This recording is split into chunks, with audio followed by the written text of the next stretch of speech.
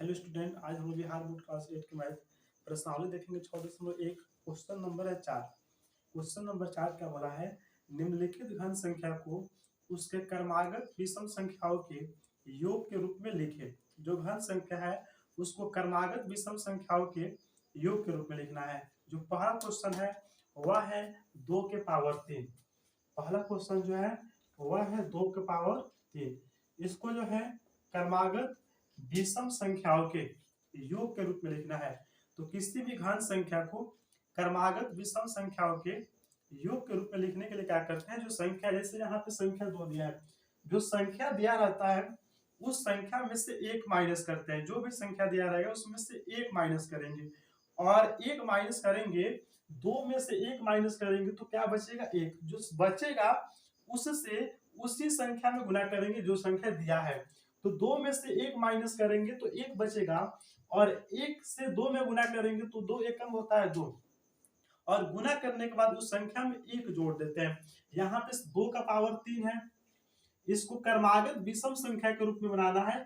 तो सबसे पहले जो संख्या दिया है उस संख्या में से एक माइनस करेंगे, और एक माइनस करने के बाद जो संख्या दिया है उसी से गुना करेंगे। तो 2 दिया है, 2 में से एक माइनस करेंगे तो एक बचेगा, और एक से 2 में गुना करेंगे तो क्या होता है? 2 एकम 2, और उसमें एक को जोड़ना है तो 2 एकम 2, और एक जोड़ देंगे तो क्या हो जाएगा? 3। तो पहला जो है क्रमागत विषम संख्या 3 होगा, और 3 के बाद विषम संख्या क्या होता है? 5। तो जो पहला नंबर क्वेश्चन है 2 का पावर 3, उसका आंसर क्या होगा? यहाँ पे 3 + 5। अब हम लोग दूसरा नंबर क्वेश्चन देखेंगे।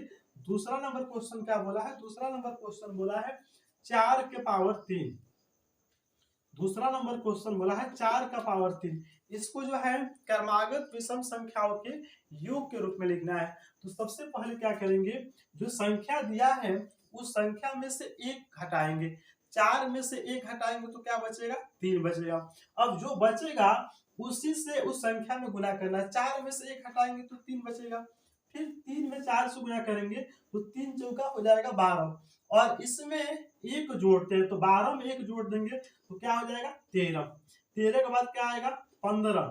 15 के बाद क्या आएगा? 17, और 17 के बाद क्या आएगा? 19। तो यह जो 4 का पावर 3 है उसको क्रमागत विषम संख्याओं के योग के रूप में लिखे तो क्या आया? 13, 15, 17, 19।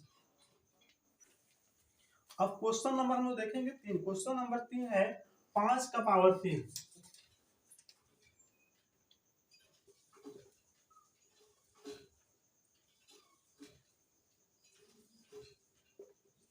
5 का पावर 3 है। तो सबसे पहले क्या करेंगे? जो संख्या दिया है उसमें से एक माइनस करेंगे। 5 में से एक माइनस करेंगे तो क्या बचेगा? 4। अब जो बचेगा उससे इस संख्या में गुना करना। 4 बचा है, 4 से 5 में गुना करेंगे, 4 पचे होता है 20, और इसमें एक जोड़ना है तो 20 में एक जोड़ देंगे तो क्या हो जाएगा? 21। तो जो पहला विषम संख्या हुआ 21, उसके बाद में क्या आएगा? 23 आएगा, उसके बाद में क्या होगा? 25 होगा, उसके बाद 27 होगा, और उसके बाद यहाँ पे 29 होगा। तो यहाँ पे जो है 5 का पावर 3 उसको क्रमागत विषम संख्याओं के योग के रूप में लिखे तो क्या आया? 21, 23, 25, 27 और 29। तो जो तीसरा नंबर क्वेश्चन है 5 का पावर 3, उसका आंसर यही होगा। क्वेश्चन नंबर 4 क्या दिया है?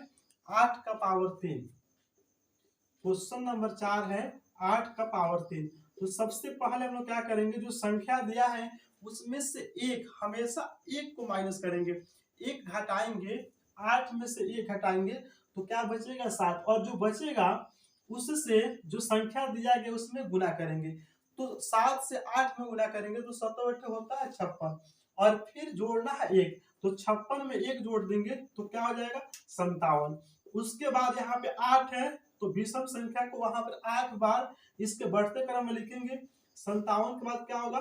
59 होगा, यहाँ पे 61 होगा, 63 हो जाएगा, 65 होगा, 67, और यहाँ पर लिखेंगे 69। इसको काउंट कर लेंगे 1 2 3 4 5 6 7, और 69 के बाद क्या होगा? 71।